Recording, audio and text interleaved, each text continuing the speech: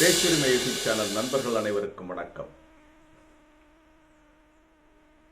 Iran நடத்துகின்ற தாக்குதலின் உக்கிரம் குறையவில்லை. ஆனால் அமெரிக்காவினுடைய தாக்குதல் என்பது கொஞ்சம் கொஞ்சமாக குறைந்து கொண்டே வருகிறது. அதே சமயம் கடந்த காணொளிகளில் பார்த்தோம், நெதன்யாகுவுக்கு ஏற்பட்டிருக்கின்ற நெருக்கடி அங்கே பார்லிமெண்ட்ல அடிச்சு விரட்டி விட்டானுங்க. ஷேம்புல், வெட்கக்கேடு, வெளியே போ அப்படின்னு சொல்லி அதை நேற்றைக்கு முதல் நாள் காணொளியில் பார்த்தோம். இப்பொழுது அமெரிக்கா என்ன செய்வது என்று தெரியாமல் கடைசியா டொனால்ட் ட்ரம்ப் என்ன சொல்றாரு? உங்களுடைய மின் நிலையங்களை தாக்கி விடுவோம், உங்களுடைய பாலங்கள் எல்லாத்தையும் நாங்கள் அடித்து உள்கட்டமைப்புகளை சேதம் செய்வோம், எங்களுடைய எலக்ட்ரிசிட்டி இதையெல்லாம் தாக்குனேன்னா இங்கிருந்து செங்கடல்ல ஒரு கப்பலும் போகாது, அத்தனை பேரையும் பட்டினி போட்டுருவேன் அப்படின்னு சொல்லி ஹவுதிகளுக்கு கட்டளையிட்டு விட்டது ஈரான். அங்கே நீங்க பாருங்க, எந்த கப்பல் வந்தாலும் நீங்க அடிக்கிறதுக்கு தயாரா இருங்கன்னு உடனே அவன் ட்ரோன் அமைப்புகள் செட்டப் எல்லாம் கரையில கொண்டாந்து வச்சுக்கிட்டு காத்துக்கிட்டு இருக்காங்க. இன்னொரு தகவலையும் சொல்லி இருக்கிறது ஈரான். அது ப்ரொஃபசர் மராண்டி மூலமாக, professor Mohammad Syed Marandi, great scholar in Iran.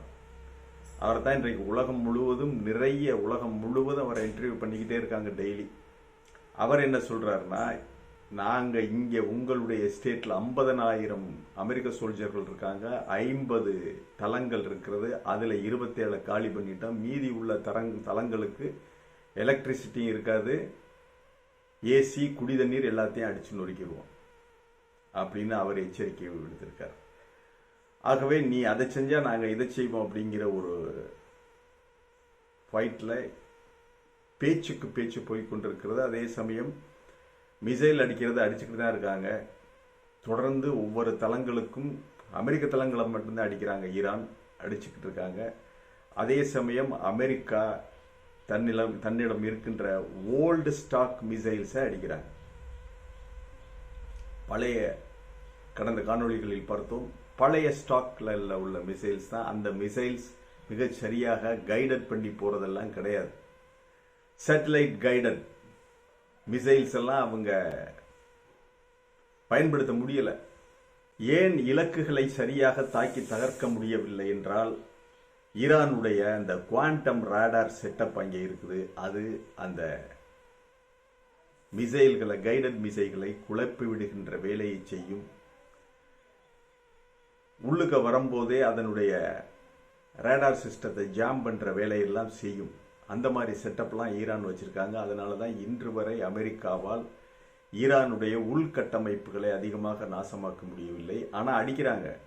பொதுமக்கள் இருக்கிற இடங்கள்ல ஒரு புற்றுநோய் மருத்துவமனையை கூட அடிச்சிருக்காங்க. நேற்றைய தினம் புற்றுநோய் மருத்துவமனை அடிச்சிருக்காங்க.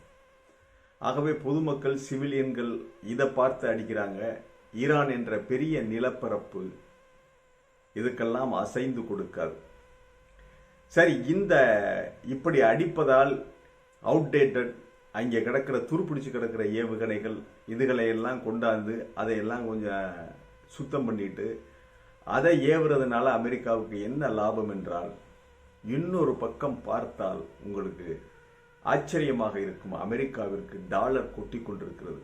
ஒரு பக்கம் எண்ணெய் விலை ஏறிடுச்சு அப்படின்னு ஒட்டுமொத்த ஐரோப்பாவுக்கும் அமெரிக்காவிற்கும் எண்ணெய் விலை ஏறியதால் பொருளாதார சீரழிவு ஏற்படுது. அதே சமயம் அமெரிக்கா சும்மா இருக்கவில்லை. இந்த அடிக்கிற மிசைல்ஸ், பழைய துருப்பிடிச்ச மிசைல்கள், இந்த மிசைல்கள் எல்லாம் அடிச்சுட்டு எல்லாத்துக்கும் லிஸ்ட் போட்டு கணக்கு போட்டு கல்ஃப் நாடுகளிடம் பணம் வாங்குகிறார். நம்ம டொனால்ட் ட்ரம்ப் நீங்க கவனிச்சீங்கன்னா தெரியும், நேற்று 80 மிசைல் அடிச்சிட்டோம், நேற்று 110 இடங்கள் அடிச்சிட்டோம், இன்றைக்கு 70 இடங்கள் அடிக்க போறோம்னா அது கணக்கு சொல்றாரு. சவுதிக்கு, பஹ்ரைனுக்கு, துபாய்க்கு, இந்த நாடுகள் எங்கெங்கே தளங்கள் இருக்குதோ அந்த நாடுகளுக்கெல்லாம் கணக்கு சொல்லுகிறார். இங்க பாருங்கப்பா, நேற்று 110 இடத்துல அடிச்சிட்டான். ஒரு இடத்துக்கு 2 மிசைல் வை, இல்ல 3 மிசைல் வை. ஒரு மிசைல் $1 மில்லியன் அல்லது $1 லட்சம், $2 லட்சம் மிசைல், மில்லியன் டாலர்ஸ் இருக்குது. இதெல்லாம் அவங்க காட்டிக்கிட்டா இருப்பாங்க. 110 இடத்துல அடிச்சிருக்கான். அப்ப நாங்க 500 மிசைல் அடிச்சிருக்கோம், 500 மிசைலுக்கு இத்தனை பில்லியன் டாலர்ஸ் சிட்ட போட்டு கொடுத்துருவார்.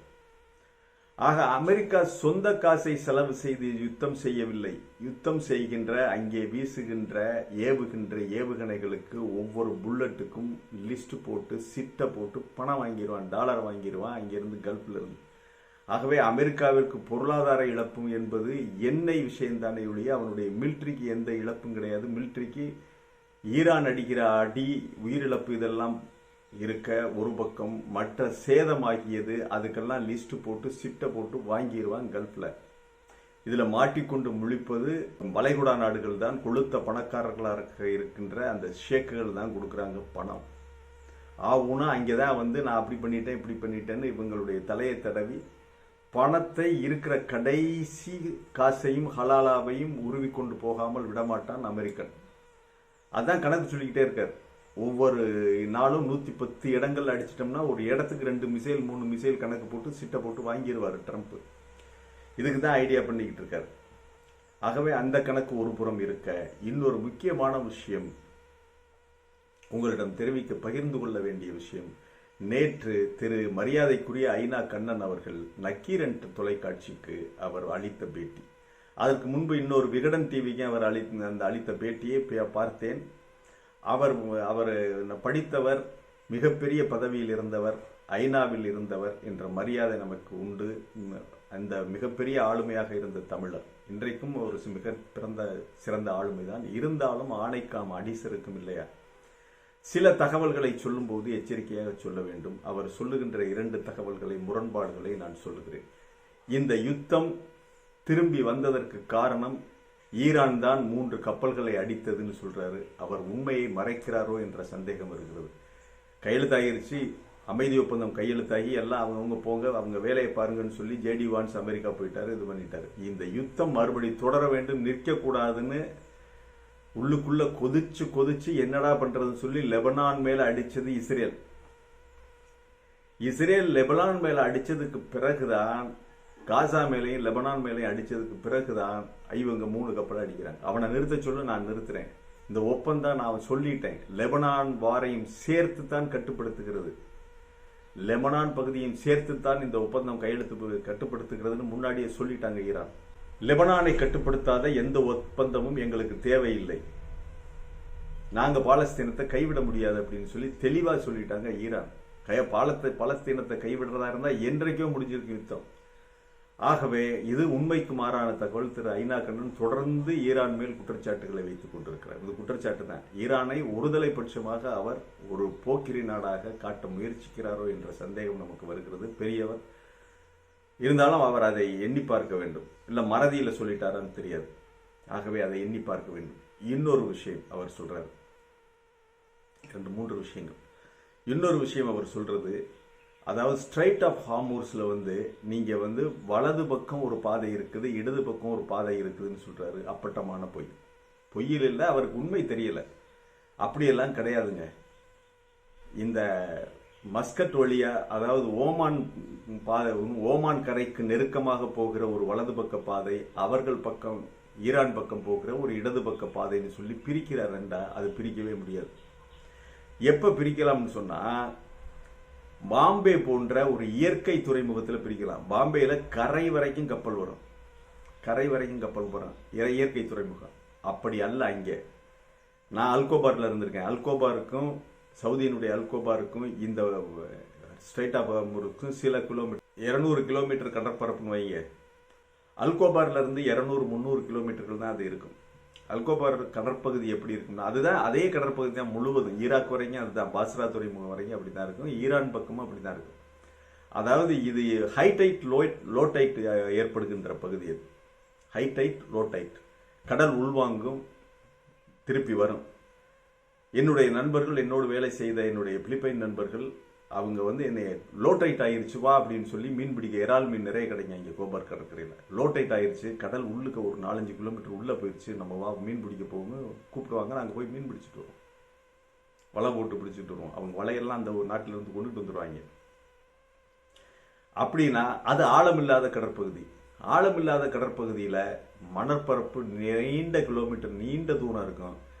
லோ டைட் ஹை டைட் ஆகும். அப்போ ஹை டைட் ஆகையில் இங்கே வந்துருங்க தண்ணி, லோ டைட் ஆகையில் உள்ளே போயிடும். அதனால ஆழம் இல்லாத கடற்பகுதியில் கிட்டத்தட்ட 10 கிலோமீட்டர் 12 கிலோமீட்டர் நடுவில் தான் ஒரு 100-200 மீட்டர் அல்லது 1 கிலோமீட்டர் அகலத்துக்கு தான் கடலே ஆழமாக இருக்கும். அந்த பகுதியில் போகிற கப்பல்கள் எல்லாமே 2 லட்சம் டன், 2.5 லட்சம் டன், 1.25 லட்சம் டன் இப்படி தான் இருக்குது. மிகப்பெரிய கப்பல்கள். அந்த கப்பல்களுக்கு அதிக ஆழம் தேவை போகிறது. ஆகவே ஒரு 200 மீட்டர் 300 மீட்டர் அகலத்தில் தான் அந்த இது போகுது, நடுவில் போகுது. ஈரானுக்கும் மஸ்கட்டுக்கும் நடுவில் தான் அது கிராஸ் பண்ண முடியும். நீங்கள் வலது பக்கம் ஓட்டிக்கிட்டுலாம் போனால் இதில் மணலில் ஏறிடும். ஆகவே இந்த தவறு அவர் இதை பார்த்து அதை சரி செய்து கொள்ள வேண்டும் திரு ஐனா கண்ணன் அவர்கள். இது மணற்பரப்பு நீண்ட மணற்பரப்பு. அதில் இயற்கையாக ஆழமான துறைமுகம் இல்லை. 1 2 சொல்லிட்டோமா. 3வது, ஈரானில் 2 பிரிவா இருக்கு. அமெரிக்கா 1008 பிரிவா இருக்கு. ஈரானில் 2 பிரிவா இருக்கு. அவர்களுடைய மக்களால் தேர்ந்தெடுக்கப்பட்ட பெசஸ்கியான், பிரதமர் பெசஸ்கியான், அது ஜனாதிபதி பெசஸ்கியான் அவருக்கு தான் அதிகாரம். அது உண்மைதான், அவர் மக்களால் தேர்ந்தெடுக்கப்பட்டவர், அவருக்கு தான் அதிகாரம் இருக்க வேண்டும். ஆனால் வழி நடத்துவது முஜ்தபா கொமேனி சீனியர். அவங்களுடைய அரசியல் கட்டமைப்பே அப்படித்தான் இருக்குது. மத தலைமை தான் அந்த நாட்டின் தீர்மானிக்கிறது. அவங்களுடைய ஜனநாயக கட்டமைப்பு. ஜனநாயகம் என்பது இருக்கிறது ஈரான்ல தான். இஸ்லாமிய ஜனநாயக குடியரசு தான் அது. வருஷா இது 4 வருஷத்துக்கு ஒருக்கா அவங்க மக்கள் ஓட்டு போட்டு தேர்ந்தெடுக்கிறாங்க. அந்த சுதந்திரம் இருக்குது. அது முடியாட்சி இல்லை, மன்னராட்சி இல்லை. மத ஆட்சிங்கிறது அந்த வழிமுறைகளை இது பண்றதுக்காகத்தான் அவங்க ஒரு கண்காணிப்பு கமிட்டி தானே ஒழிய அதிகாரம் முழுவதும் பெசஸ்கியான்ட்ட இருக்கு. இப்ப எமர்ஜென்சியா அவங்க பண்றாங்க. சரி, அவர் என்ன சொல்றாரு, தோல்வி அடைந்தால் அதை பெசஸ்கியான் தலையில கட்டிட்டு போயிடுவாங்க இந்த எதிர்த்தரப்பு முஜ்தபா அவங்கெல்லாம். வெற்றி அடைந்தால் வெற்றி, அந்த சந்தோஷம் புகழை எல்லாம் அவர்கள் எடுத்துக்கொள்வார்கள் அப்படின்னு சொல்றாரு. இதான் நீங்க பார்க்கணும். இஸ்லாம் பற்றி முதல்ல நல்லா தெரிஞ்சுக்கோங்க. நம்மள மாதிரி, நம்ம இந்துக்கள் மாதிரி முதல் மரியாதை, பூர்ண கும்ப மரியாதை இதெல்லாம் இங்க கிடையாதுங்க.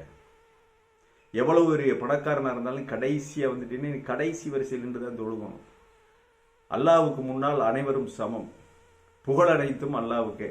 அதுதான் அவங்களுடைய கொள்கை. ஆகவே புகழுக்கு விருப்பப்படுகிறவர்கள் இல்லை. ஏன்னா ஜெயிச்ச உடனே புகழை அவங்க எடுத்துக்கிறாங்களாம், இவரை விட்டுறாங்க. அதெல்லாம் கிடையாது. புகழுக்கு ஆசைப்படுபவர்கள் இஸ்லாமியர்கள் அல்ல, இறைவனுக்கு அர்ப்பணித்து விடுவார்கள்.